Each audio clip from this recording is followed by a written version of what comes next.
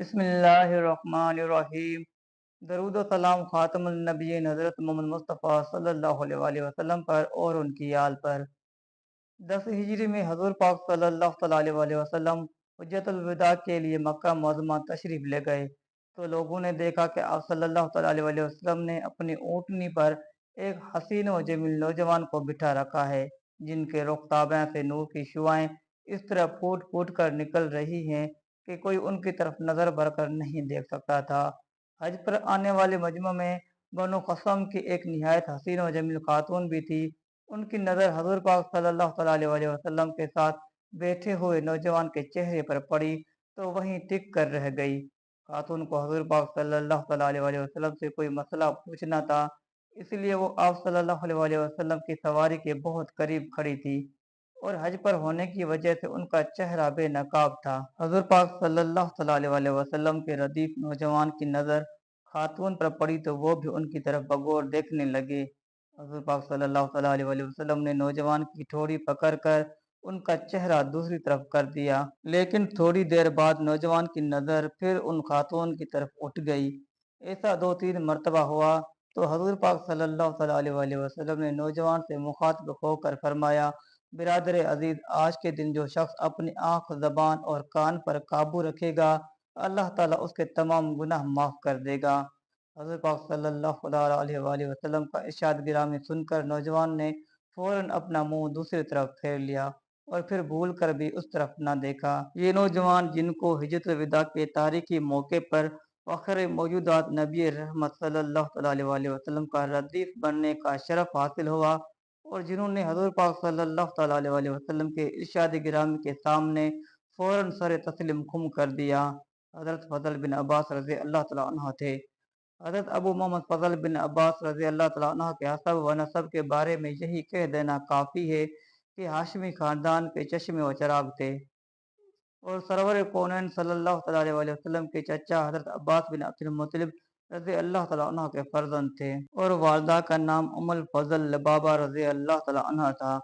ان کی جلالت قدر کا اندازہ علامہ ابن اسیر رحمۃ اللہ علیہ کے اس قول سے کیا جا سکتا ہے کہ وہ پہلی خاتون تھی جو حضرت خدیجہ الکبریٰ رضی اللہ تعالیٰ عنہ کے بعد سعادت اندوز ایمان ہوئی۔ ام المومنین حضرت میمونہ بنت حارث رضی اللہ تعالیٰ عنہ حضرت فضل رضی اللہ تعالیٰ عنہ کی خالہ تھی۔ ان کے والد گرامی حضرت عباس رضی اللہ تعالیٰ عنہ بھی اسلام قبول کر چکے تھے، لیکن انہوں نے کئی سال تک اپنے اسلام کو پوشیدہ رکھا۔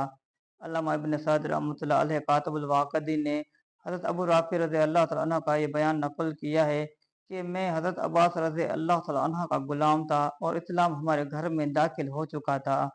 حضرت عباس رضی اللہ تعالیٰ عنہ کے اہلیہ ام الفضل رضی اللہ تعالیٰ عنہ اور میں سب مسلمان ہو چکے تھے، مگر حضرت عباس رضی اللہ تعالیٰ عنہ اپنا اسلام چھپائے ہوئے تھے۔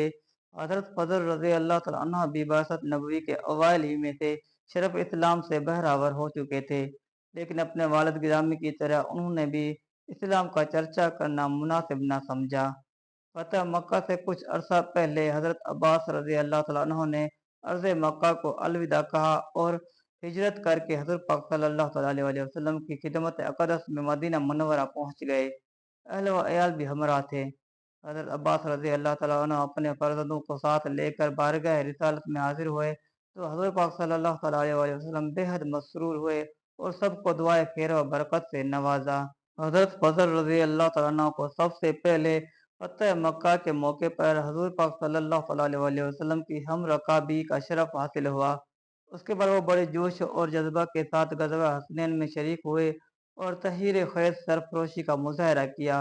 ابن سعد کا بیان ہے کہ جب دشمن کی بے پناہ تیر اندازی سے مسلمانوں میں انتشار پھیل گیا تو حضرت فضل رضی اللہ تعالیٰ عنہ اس وقت بھی چند دوسرے جان بازوں کے ساتھ میدان جنگ میں پر استقلال بن کر کھڑے تھے اور حضرت پاک صلی اللہ علیہ وسلم کو تیروں کی زد سے بچانے کے لیے اپنی جان کی بازی لگا رکھی تھی۔ ان سرفروشوں کی ہمت مردانہ ہی کا نتیجہ تھا کہ مسلمان بہت جلد واپس پلٹ پڑے اور مشرکین بنو حوازن کو عبرتناک شکست دی۔ حجۃ الوداع میں حضرت فضل رضی اللہ تعالیٰ عنہ کو یہ عظیم سعادت نصیب ہوئی کہ امام الانبیاء نبی رحمت صلی اللہ علیہ وسلم نے انہیں اپنی سواری پر اپنے ساتھ بٹھایا۔ اس طرح وہ ردیف رسول صلی اللہ علیہ وسلم کے قابل فخر لقب سے مشہور ہو گئے۔ اسی موقع پر وہ واقعہ پیش آیا جس کا ذکر اوپر آیا ہے۔ مثلا ابی داؤد میں ہے کہ حجۃ الوداع میں رمی جمار کے وقت حضرت فضل رضی اللہ تعالیٰ عنہ حضور پاک صلی اللہ تعالیٰ علیہ وسلم کی پشت مبارک کے پیچھے کھڑے تھے۔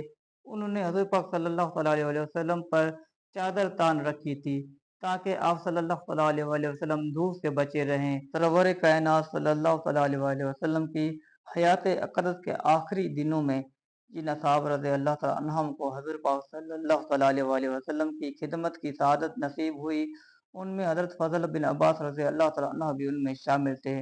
حافظ ابن حجر رحمۃ اللہ علیہ نے الاصابہ میں لکھا ہے کہ حضور پاک صلی اللہ تعالیٰ علیہ وسلم جس دن آخری خطبہ دینے کے لیے حجر مبارک سے باہر تشریف لائے تو حضرت فضل رضی اللہ تعالیٰ عنہ ایک دوسرے صحابی کے ساتھ مل کر آپ صلی اللہ تعالیٰ علیہ وسلم کو سہارا دے رکھا تھا۔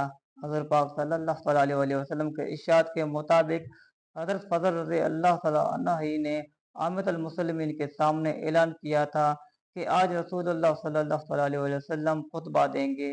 حضور پاک صلی اللہ تعالیٰ علیہ وسلم کے وصال کے بعد آپ صلی اللہ تعالیٰ علیہ وسلم کے یعنی اعضاء کو جسد اطہر کو غسل دینے کی سعادت نصیب ہوئی، ان میں سے ایک حضرت فضل رضی اللہ تعالیٰ عنہ تھے۔ حافظ ابن عبد البر رحمۃ اللہ علیہ نے الاستیاب میں بیان کیا ہے کہ حضرت فضل رضی اللہ تعالیٰ عنہ پانی ڈالتے تھے اور حضرت علی رضی اللہ تعالیٰ عنہ غسل دیتے تھے۔